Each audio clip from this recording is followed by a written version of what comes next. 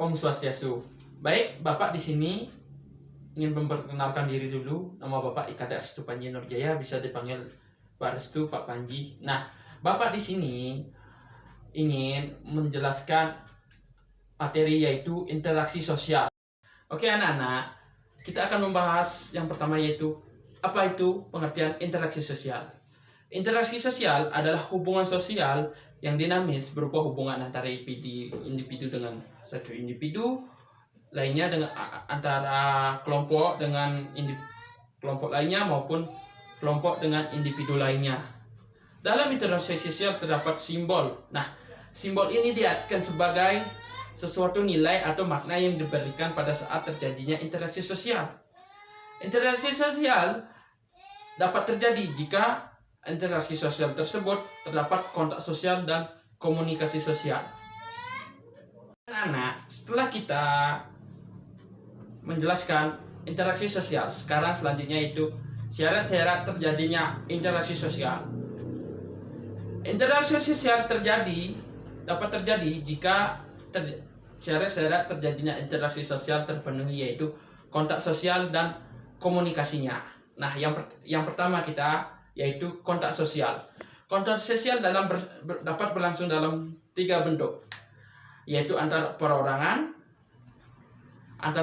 dengan satu kelompok, atau sebaliknya antara suatu kelompok dengan individu lainnya atau kelompok lainnya. Oke anak-anak, kontak sosial bisa berupa negatif dan positif, tergantung dari apa yang akan terjadi, apa yang akan dilakukan oleh suatu pelaku interaksi sosial tersebut.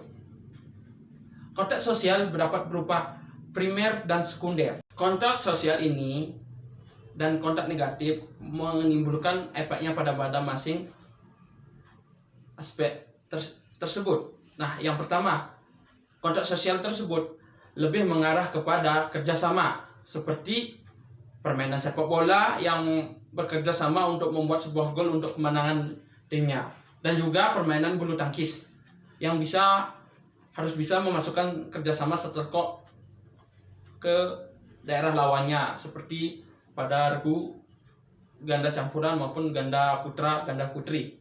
Nah, sekarang kita akan membahas yaitu bentuk-bentuk interaksi sosial. Bentuk-bentuk interaksi sosial dibedakan menjadi 2, yaitu yang pertama proses asosiatif, yang kedua proses disosiatif. Yang pertama yaitu yang kita bahas adalah proses asosiatif. Asosiatif ini juga disebut proses sosial integratif atau konjungtif. Kenapa? Karena proses ini penting untuk integrasi dan kemajuan masyarakat. Dalam proses sosial ini, anggota masyarakat berada dalam keadaan harmoni, keadaan mengarah kepada pola-pola kerjasama, baik itu seperti gotong royong, membangun rumah bersama-sama, membersihkan got pada setiap hari-hari tertentu, dan masih banyak lagi. Nah, proses sosial asosiatif ini meliputi 4 atau dibedakan menjadi 4 bagian. Baik, yang pertama yaitu adalah kerjasama spontan. Kerjasama spontan ini yang terjadi secara serta-merta. Kerjasama langsung, kerjasama kontrak, kerjasama tradisional. Baik. Nah, yang kedua yaitu adalah proses akomodasi.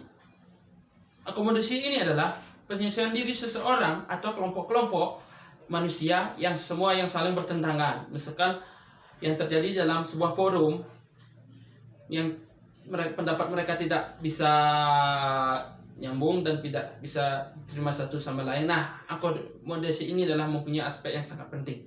Yang ketiga yaitu asimilasi. Asimilasi adalah proses sosial yang ditandai dengan usaha-usaha mengurangi perbedaan-perbedaan yang terjadi di antara orang-orang, perorangan, ada kelompok maupun individu tersebut. Baik, yang keempat yaitu ada akulturasi.